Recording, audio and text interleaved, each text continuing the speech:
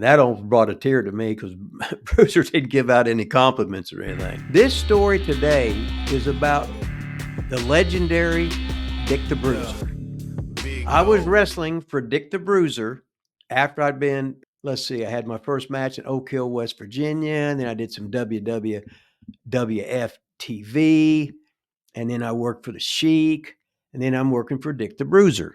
Am I still the shits? Oh, yeah, I'm still the shits. But anyway, I wanted to have a show in Seymour, Indiana.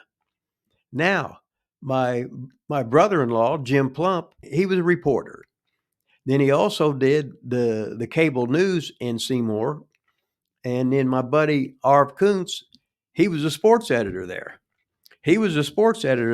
So we had all kinds of free coverage. Another one of my sister's classmates, the legendary Bud Shippey, he worked at the radio station. So we pulled the thing and we say we would get free radio, free newspaper, free uh, cable news, etc. And it wasn't going to cost us money. So I talked to Dick the Bruiser about having a show, and he sort of blew me off. So he looked at what he did last time, and they had like 160 people at the Armory. Now this was like 2 years before now. So 160, I said, well, hell, we should be able to do at least 300. But they had the great Bobby Heenan there at that time, and Heenan was the best manager that I'd ever seen.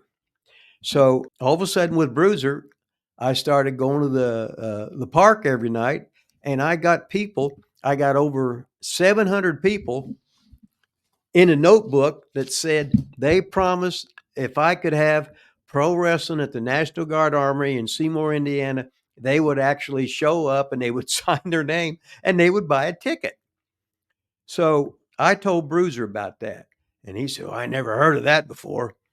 But anyway, so he booked a show, and in the worst case scenario, he put me there as a babyface in a babyface match. First of all, I was the shits. I was green, and I'm wrestling Bobby Bold Eagle. So we have a 15-minute draw. Now on top of that, Dick the Bruiser didn't book himself there. He gave me Wilbur Snyder. So in other words, the biggest star in the territory was the legendary Dick the Bruiser. But he wanted to like humble me, didn't think I could fucking draw. But anyway, we fooled him because that night at the big show for Dick the Bruiser, we had over 700 people. That's right, over 700 people paid to see Dick the Bruiser wrestling, even though he wasn't there. Spike Huber was there, Steve Regal was there, I was there, Bobby Bold Eagle, but there was no Dick the Bruiser but we drew over 700 people paid. Bruiser about shit his pants. I come in with all the money accounted for, and you could tell he just shook his head. But the whole thing was he started using me a little bit better, and he started using me more and more times at his spot shows. So just a little bit of extra work. We drew that big house, and then after that, pro wrestling was over in Seymour, and through the years, I did 3 shows in a row with over 1,000 people there. Now they were at the high school then, so they had the nice building, etc. And King Carl Von Dieligen, he would help with all the promotion. Hell, he was a goddamn principal at a middle school. Excuse me. Oh, here he is. Enough of this right now. Hustler Rip Rogers here in living color. That's right, coming to downtown Seymour, baby. My good friend, Mr. Carl Von Dieligen, has brought me, the Hustler Rip Rogers, back to my hometown, Seymour, Indiana, to have a professional wrestling match. He'd have 200 tickets sold the first day. We didn't even know who was going to be on there. So anyway, I got over with Dick the Bruiser. And when I wanted to leave, he said, I'm going to leave. I'm going to this place to work. He goes, well, they don't have that place. I said, no, I ain't a mark. I get the wrestling magazines, which was a joke anyway. But anyway, I never worked for Bruiser again once I left. But then again, years later, I come back and there was Bruiser. I was wrestling for WCW, and he come down to the old Fairgrounds Coliseum. I saw him sitting there.